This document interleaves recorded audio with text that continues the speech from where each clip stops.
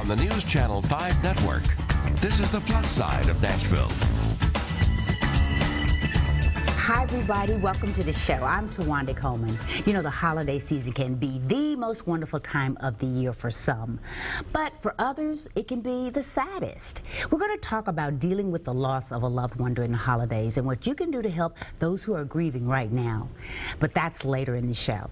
We're starting things off today, though, with a Nashvilleian who we are all so very proud of. Recently, Barrett Ward, founder of FashionABLE, won GQ Magazine's Leader Award. It was for his outstanding work helping Ethiopian women escape poverty and prostitution. And we're happy to have Barrett joining us today. Thank you. It's Welcome. good to be here. It's Thank great you, to have you. Congratulations. Thank you. That was fun. That was I'm sure funny. it was. Yeah. So each year, GQ Magazine awards men who are supporting great causes around the world. That's right. And that's why you got this great award. It was definitely not for my fashion. It was not for you? No, clearly not. Well, it could have been probably. Well, they're not looking for the 5'6" gray-haired model these days. Well, all the same, they wanted to honor you for your work and what you're doing with an organization called FashionABLE. Correct. Talk about this cause that's so very near and dear to your heart. Yes. Well, FashionABLE, what we do is we work to create jobs for those living in extreme poverty, and it's especially for women. And we do it by helping them design and create these beautiful products like scarves and leather products, and then we market and sell them here in the West, and that's what creates jobs. So Women in Ethiopia is basically It's where we started. It's where you started. Correct. And what's so interesting, I think I was reading that it started with a mission trip. Yeah, that was a long time ago. A long time ago. That was 2000. I mean, it started with a mission trip. The full story is that in 2002, I went on a mission trip to Peru. I just started dating this girl that told me to come to church. So I did. And I went on a mission trip, did what she told me to do, and little did I know what was about to hit me, which was I had never seen extreme poverty before. And when I was in Peru, I remember seeing this little girl, and I think we've seen those images on TV, but until I saw it live, it just never really had an impact on me. And so I saw this little girl walk out of her tin shack, and you know, she was just beautiful, and she threw this dirty water in her face to supposedly clean up, and it was just that reality moment for me of, wow, what's happening here? You know, I just bought my dream car that could buy 300 homes in this area, and I said, something's off, you know?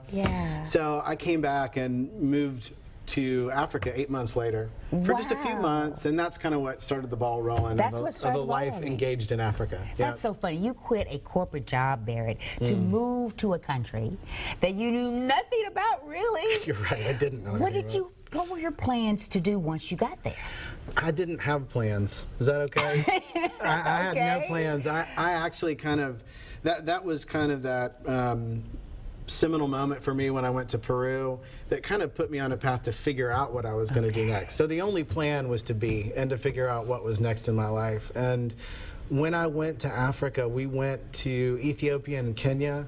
I went with a couple of friends, and it felt like a real spiritual home for me. As soon as I landed there, I knew this is where I wanted to spend the next phase of my life, working with Africa. And so you and Rachel, your lovely wife. My lovely wife. You started talking to some of the women in Ethiopia who you saw doing work, unfortunately, that was more prostitution to make a living. Yes. They had to do something to make a living. That's right. And then you got the idea from talking to them about FashionABLE. Well, so I met Rachel. We got married in 2007. And it was a long pursuit. She said no to me on 3 different dating opportunities. But persistence paid off. Yeah. Anyway, so in 2008, we moved to Ethiopia. And while we were there, one of the things that we saw was all these young girls and young women walking the streets. And at first, we didn't really know what it was. I certainly didn't know what it was. It just didn't make sense to me that these women were, and there's this many girls in the commercial sex industry and prostitution or even forced prostitution. But that's what we came to find out, is that so many young women were involved in this. And it's what you said, it's extreme poverty. It's 45% unemployment.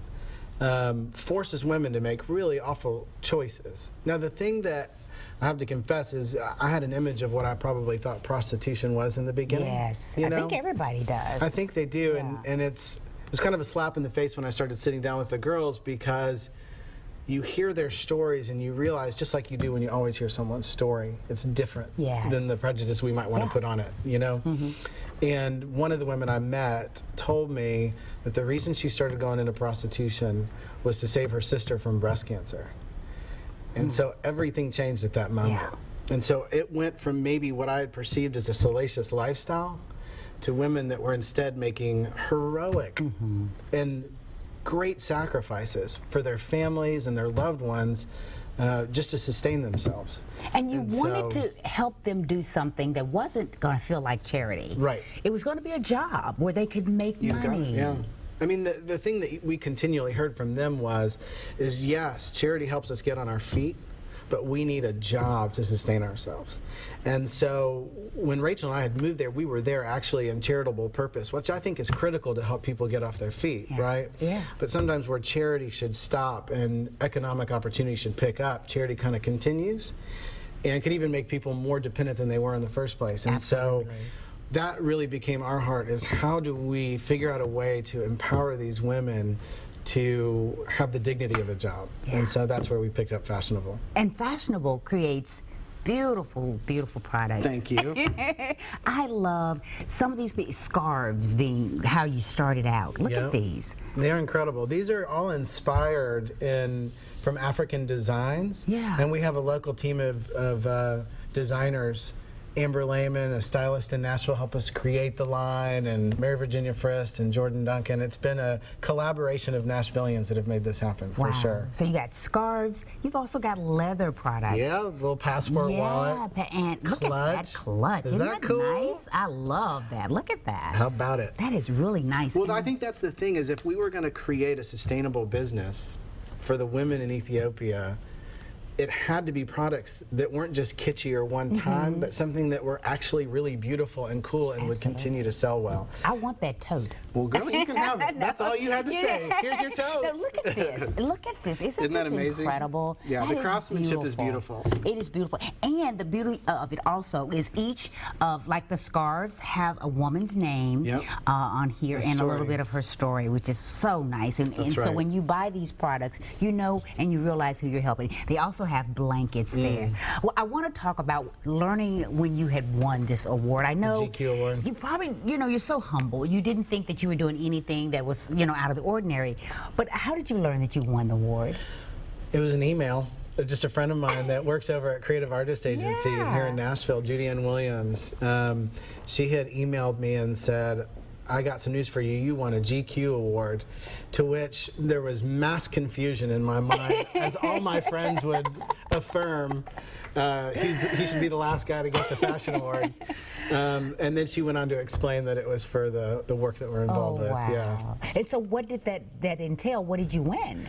Well, I won this watch. That was pretty cool. A Movado watch. Wow, Movado watch. But the best part of it was, the affirmation of GQ. So they choose 5 people involved in this space of philanthropy around the country each year.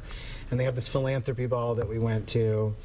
And I think the thing that we were most thankful for is that it highlighted, it was the first award actually for somebody that was involved in social entrepreneurship. Yeah. Does that make sense? It does, absolutely. So it highlighted the work of economic opportunity empowerment as opposed to just highlighting charity, and so we felt really honored by that. Absolutely. Yeah. So how can folks get these products? Well, we have a website. Okay. We also sell in stores locally, and you can go on our website and look at those stores and around the country. Oh, good. But our website is livefashionable.com. Okay, and there's a special little code that our viewers for the Plus Side can put in and get a discount. So if they put in Plus Side on coupon code area today, today only, if they put in Plus Side.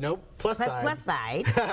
Yeah, Plus Side, then they'll get 30% off their purchase. Wow, that is a great deal. How about that? Thank you for doing that, Barrett. Of course, we really it's our pleasure. I'm grateful to be here. I'm grateful to have you. So where do you see, where would you ideally like to see FashionABLE in, say, 5 years? One of the most core parts of our mission is obviously growing the number of women that are impacted by that work. And so we have moved just recently into Kenya and have our eyes set on multiple countries and even continents.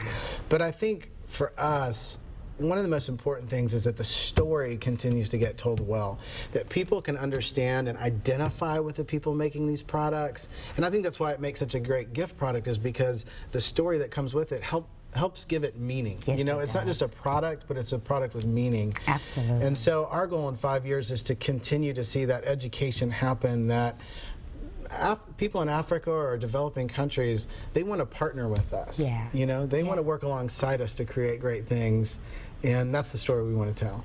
Congratulations, Well, Barrett. thank you. So Thank you, much. Tawanda. Great gift ideas and just great gifts for yourself. Yes. Thank you so much for being here. You're welcome. We really It's our pleasure. appreciate it. We'll be back to talk about getting through the holidays if you're experiencing grief right now. So stay with us.